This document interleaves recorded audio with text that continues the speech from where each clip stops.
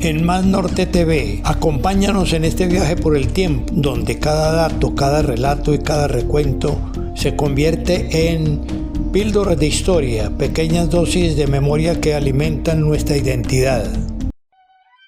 One night in Vienna, the European music capital, an Italian violinist gave a concert that electrified the audience. After the performance, silence filled the stage and a stillness, a mysterious paralysis, took hold of the audience, unable to move, unable to applaud.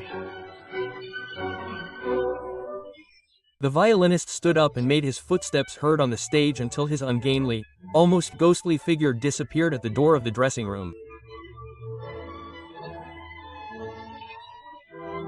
Half a minute later, someone was able to break the spell.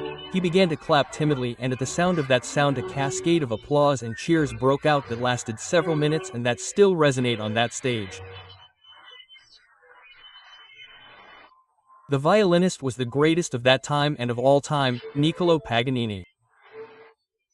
And although his concerts were always overwhelming with their beauty and spectacular nature, that night he broke all the limits of amazement. The next day, a critic wrote in a local newspaper, "I'm just telling the truth.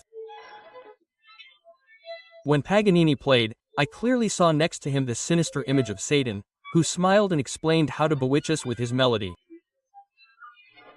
No Satan. His talent was supported by a cultured society that placed great importance on academic music and by his father who had introduced him to the violin as a child.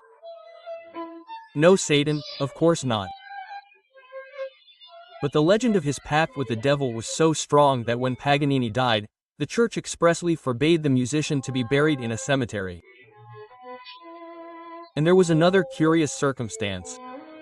Paganini suffered from a strange condition known as Marfan syndrome. This disease causes the joints to be able to extend and be twisted almost at will. For this reason, Paganini's hands stretched out to a length of 45 centimeters and his fingers could reach different points of the violin at full speed, which was impossible for others. This allowed him to play the violin with only one string and make it sound as if there were two or three violins at the same time. Niccolò Paganini, the most virtuoso of all violinists, the genius who bewitched with his impossible notes, was born on a day like today, October 27, 1782.